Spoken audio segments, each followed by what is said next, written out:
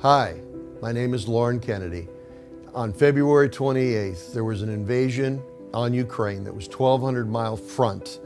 And during that time, over 10 million people were displaced. 5 million are in Eastern Europe and 5 million are displaced inside of Ukraine. Of those people, most of them are women and children and teenagers and elderly. The husbands and fathers of many of these people are fighting the war against the aggressors. I was led, really felt a burden to go and help with this need over there. My background as a missionary in Africa for 6 years, working with refugees, working in war-torn countries, I felt like I was qualified and called to go and to do what I could with humanitarian aid with these folks. So I went over, and after a little bit of work and a little bit of discovery, I found the least expensive way to bring food and some medical supplies to Eastern Ukraine where I'm working. And we were able to put together a food box that is large enough to feed a family for about 2 weeks.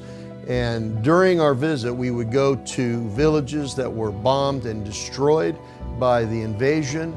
We would invite people out. We would give them these food boxes and we would preach the gospel to them. Many of them have never known that they could have a personal relationship with Jesus. So we were sharing a gospel they'd never heard. So we were bringing hope and grace and mercy and even joy to people that were living in distress during these outreaches. During that time, we were able to reach about 1,000 families, is an estimate, and feed them, and we had probably a similar amount that came to the Lord. It was a wonderful, wonderful, powerful time for God's glory in that country. If you're asking us how we're doing it, I have connected with a church that's there. They have over 1,200 churches in Eastern Ukraine, and they're my hands and feet. So they're going out with me, we're buying the products, we're putting them together, bringing the boxes, we're ministering the word, and then they're staying and working with these displaced people. So through your help and through your donations, we have been able to bless many, many families that are within 100 miles of this terrible war that's going on in Ukraine today.